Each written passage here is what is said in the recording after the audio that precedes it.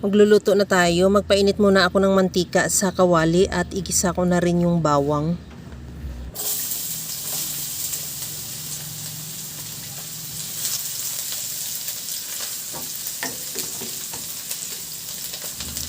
Nailagay ko na rin yung sibuyas na hindi ko lang nabidyuhan at isunod ko na rin ilagay yung kamatis.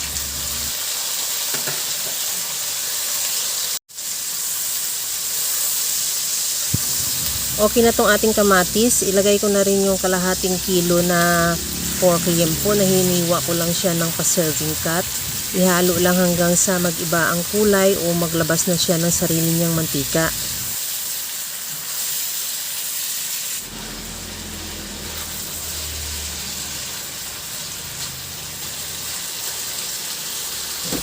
Tiplahan ko na rin ng asin at paminta.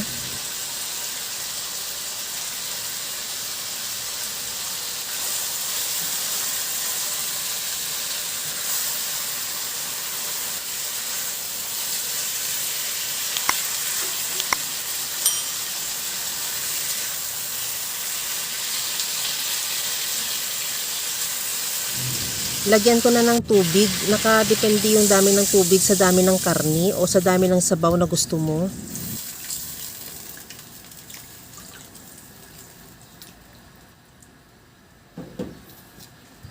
Bago ko siya takpan, ilagay ko na rin yung mais dahil medyo matagal yung maluto rin yung mais. Isabay na natin sa pagpapalambot sa ating karni.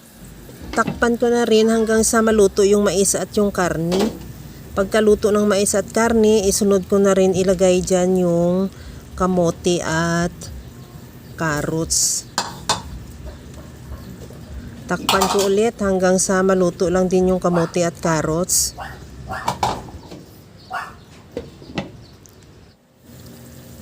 Sa puntong ito, luto na rin yung ating kamote at carrots. Tikman ko na kung okay na yung ating sabaw. Maglagay ako ng kunting patis at liquid seasoning.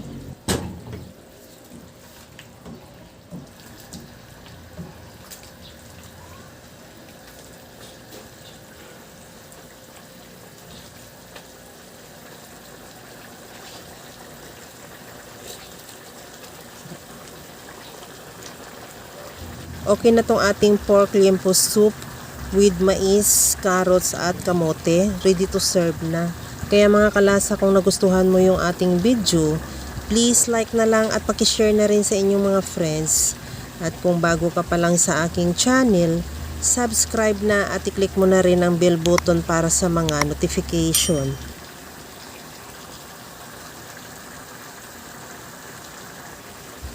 Okay na to. Hanguin ko na lang yan at ready to serve na. Hanggang sa muli mga kalasa. Thank you for watching. Bye-bye!